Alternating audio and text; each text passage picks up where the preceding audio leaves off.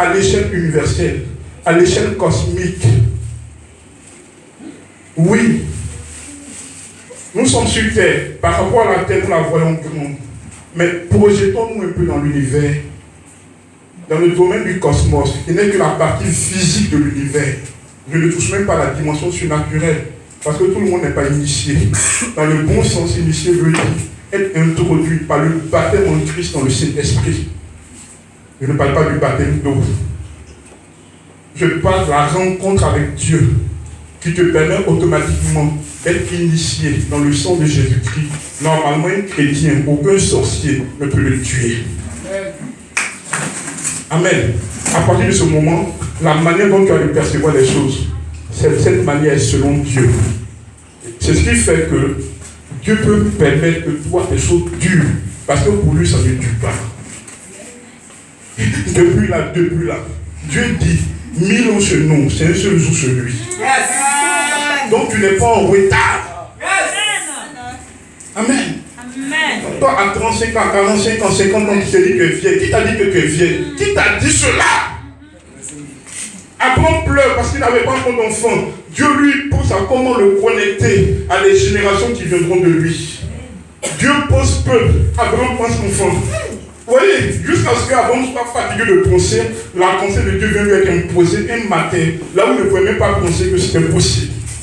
La Bible dit, Abraham espéra contre toute espérance. Autrement dit, il était obligé d'espérer parce que quand il a fait, ça n'a pas marché. Il s'est dit, bon, comme c'est Dieu qui a fait, c'est Dieu qui a parlé, bien aimé, il a commencé à rejoindre la pensée de Dieu. Est-ce que ça va? La gloire de Dieu. Dieu parle de sa gloire. Amen.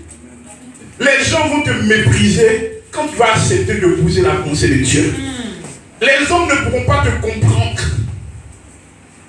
Les gens diront ce qu'ils veulent. Bénis Dieu sur leur pensée. Toi, dispose-toi. Nous parlons du Dieu de l'univers. L'univers lui-même n'a pas encore été découvert. Il y a des planètes qui n'ont pas encore été découvertes. Il y a des systèmes qui n'ont pas encore été ni explorés,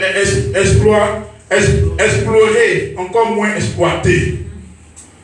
On parle français ce matin. Yes. Il s'agit de Dieu. Yes. La combinaison des deux aspects de la gloire, la Shekinah et la Kabod, ça donne la dousta. La dousta, c'est l'excellence dans la manifestation des choses de Dieu. La dousta, c'est l'adoration. C'est-à-dire, toi, on te dit que adore Dieu, mais ta vie pousse les gens à adorer ton Dieu. Tellement Dieu va te faire grâce, tu seras toi-même un instrument par lequel les gens diront son Dieu est vrai. Les gens vont adorer Dieu à cause de toi. Amen. Ne pleure pas. Alléluia. Amen. Ne pleure pas. Dieu est trop puissant. Dieu est trop glorieux. Vous connaissez la gloire de Dieu. Lorsqu'on est visité par cette gloire, la vie change. Amen. Il n'y a pas beaucoup de convertis dans cette communauté, on dirait. Amen. Le petit dit qu'il a été touché par la gloire de Dieu. Amen. Amen. Amen. Bien-aimé, c'est cela la gloire de Dieu. Amen. Amen. Et il y a deux lois ce matin que je veux que nous retenions. Je ne vais pas trop prêcher là-dessus. La sensibilité au Saint-Esprit. C'est dans l'hébreu, qu'est-ce que Dieu te demande? Tu es éprouvé, c'est dur. Tu ne sais que faire pendant que tu as tout fait apparemment. Mais Dieu demande que malgré l'épreuve, tu ne perds pas ce qu'on appelle la sensibilité à l'esprit. Qui veut comprendre ce que je veux dire par là? La sensibilité à l'esprit, c'est la capacité de pouvoir percevoir la voix du Saint-Esprit. Est-ce que vous écoutez?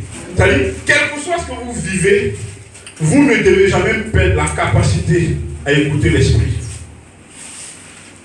Quand le diable veut détruire une vie, qu'est-ce qu'il fait? Il nous éloigne du spirituel. Parce qu'il sait que tant que spirituellement, nous sommes en vie, Dieu peut continuer de nous révéler des choses. Est-ce que quelqu'un comprend ce que je dis? C'est le fait d'être attentif au Saint-Esprit qu'on appelle la sensibilité spirituelle. Elle s'appelle aussi la sensibilité charismatique. Regardez, la Bible est écrite, c'est fini. Mais dans la Bible, il n'y a pas le nom de crocodile dedans.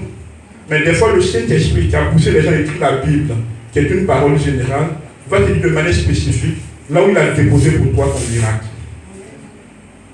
Donc les faux théologiens veulent aujourd'hui régner le fait que le Saint-Esprit continue de parler. Vous voyez? Et puis on s'amuse à dire que le ministère prophétique n'existe plus. Et puis les gens développent des théories. Donc Dieu ne parle plus. Dieu a fini de parler. Dieu a parlé, Dieu parle, Dieu parlera toujours. Tant qu'il est Dieu. Amen. Comment nous savons quel message prêcher? Mais Dieu nous met à cœur. Dieu nous dit, voici la situation de mon peuple. Il faut leur dire telle chose. Mais comment on fait? C'est parce que pour le moment, on passe à grâce. Et nous prions que nous restions des personnes. Nous avons le défi d'être des personnes prophétiques, sensibles à l'esprit pour percevoir comment Dieu est en train de conduire nos vies. Je nous encourage, nous tous, à être des personnes prophétiques. Nous avons besoin de sentir comment Dieu conduit nos vies. Est-ce que quelqu'un comprend cela? Amen. Bien-aimé, tu peux tout perdre, sauf la sensibilité à l'esprit. Regardez, un usurpateur comme Jacob pouvait sentir que ce jour-là, l'ange de l'Éternel était là. Aux yeux des gens, chacun dit de Jacob ce qu'il voulait. Amen. Chacun dit de Jacob ce qu'il voulait. Il a arraché la bénédiction de son frère. Ou bien il a vendu sa bénédiction. Chacun a dit ce qu'il voulait de Jacob.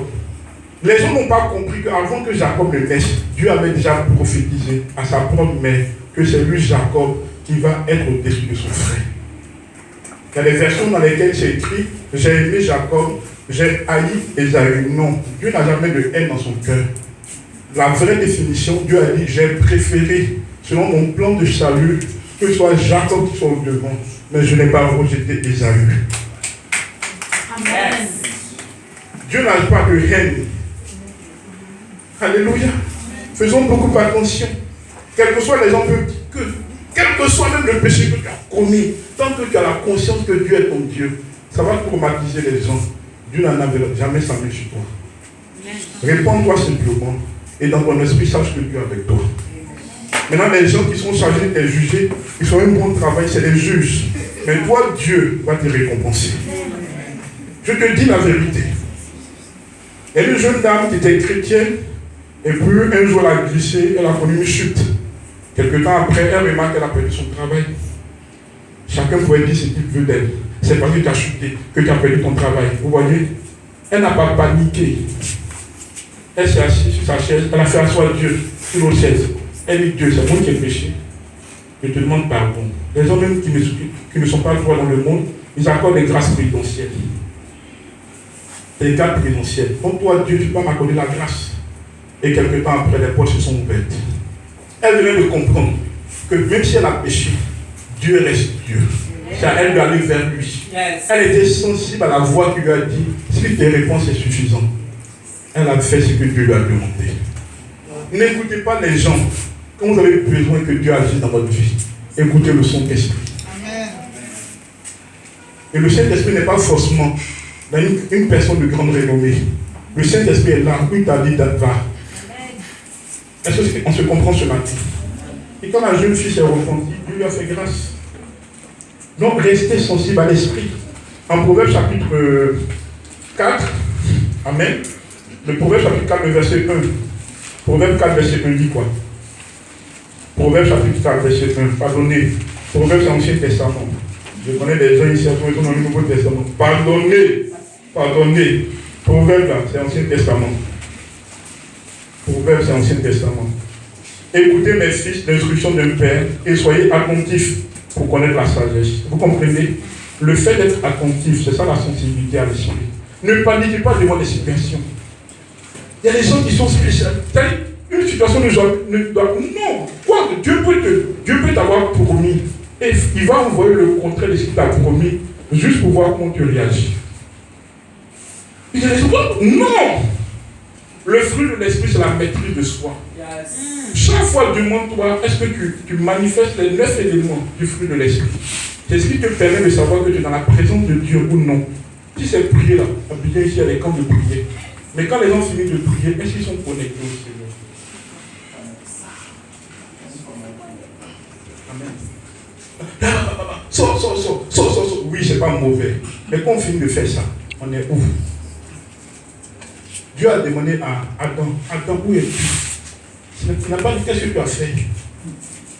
Si c'est péché là, tu m'as demandé pardon, c'est fini. Mais où tu es? Es-tu connecté? Adam, tu es où? Adam, où es-tu? Toi qui es ici, là, où es-tu? Pourquoi devant une situation, vous avez paniqué? Et les gens ont dit, je dois faire quelque chose. Quand on dit non, quoi que vous